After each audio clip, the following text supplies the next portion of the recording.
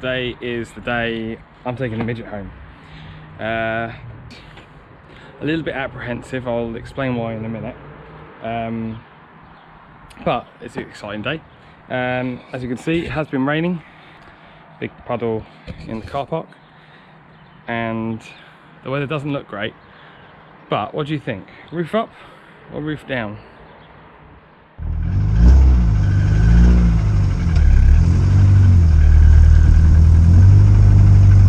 Nice bright sunshine. The sun's come out just in time for the drive home. Now, if I lift off, I get that. As soon as I touch the clutch, or just touch the throttle pedal really lightly, the noise goes away.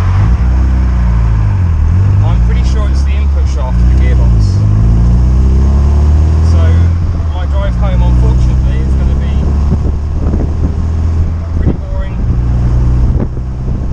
Low revs, take it easy. Right, well, hopefully this works. I've switched you to head cam because I noticed that the where I've attached you to the seat, it was moving about a bit. So apologies if you didn't get a nice view of the Beachy Head Road. I will do that again at some point if it hasn't worked out. So instead, we'll do the 259 with my horrible noise. Ah, this is good. Looks like we're going to be stuck behind some slower cars. But like I said, under load, even really light load, no noise at all. Just if you lift off, you get that whine in any gear. Oh, hello, let's see if we get a wave. Yay! You don't get that, even in the Jag. You don't get waves. Probably will do in the Morris, however.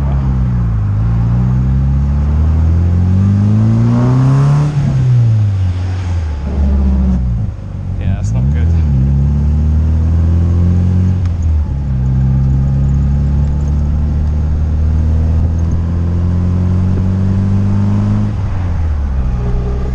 Oh dear.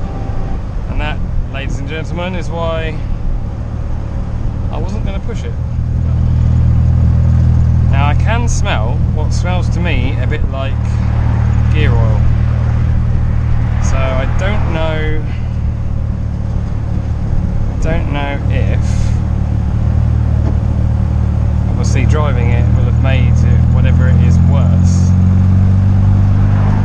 It might also help highlight what it is. If I can see if the diff's leaking or if the gearbox is leaking, it might be a good sign of what it is. So yeah, we shall see. We'll see, wait till I get back. Hopefully we can make it. Oh, by the way, if anyone notices my oil pressure gauge and says, oh, we have got no oil pressure, you shouldn't be driving it, that's not actually plugged in. It's not plugged into anything. I do have an oil pressure warning light, which currently isn't illuminated, which is good.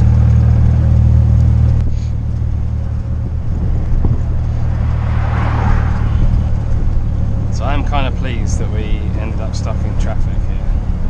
I don't know if it's a cyclist or if it's actually a queue for Exeat Bridge. But if it means I can go slowly and not have to listen to that too much, I don't mind. As long as you don't overheat and the gearbox doesn't explode and the diff doesn't explode, I'll be happy. And nothing else breaks down.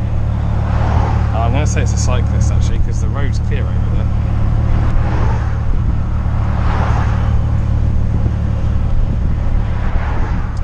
I don't know, it is just a slow car with his brakes on. Oh, there are some idiot drivers down there. I don't know if you can see that. If I move a bit, hopefully you can see that up the end there. It's a little red, looks like a KA, and everyone's overtaking on the corner.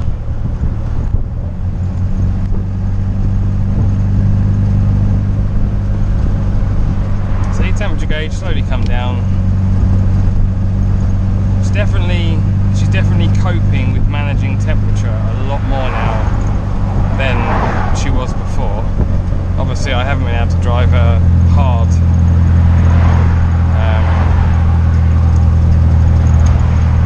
due to my worrying about the gearbox.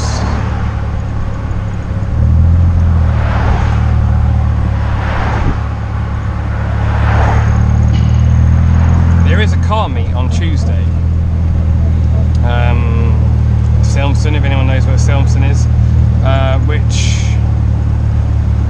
I am tempted to go to. It's not too far away from home. I nearly went for third. Oh no, I should probably have gone for third. There we are. Oh dear. That is not. Oh no, don't do that. Don't do that. Obviously, coasting down a hill is not what you want to do. So we're going to go with 5th gear because that's always a sensible gear. Oh no, we're going to stop. Okay. Oh dear. Oh, don't do third.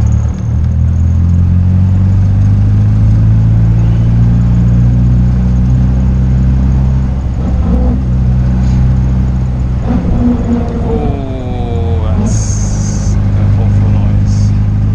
That was what is that, Alfa Romeo? Could be a Lancia or a Mitsubishi.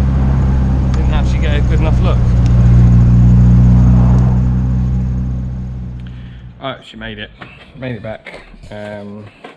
Absolutely no troubles at all. She's back in her home with the Morris, which hopefully you should see again sometime soon.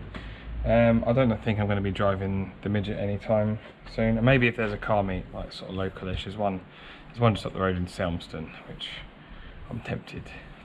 Just got to drive her really carefully. I want to look out for a spare gearbox and either attempt to rebuild it myself, or pay to have it done, which is probably more likely, just so I can get it in and out same day. Then I'll probably open this one up actually. I might do a video to see what actually went wrong on this gearbox.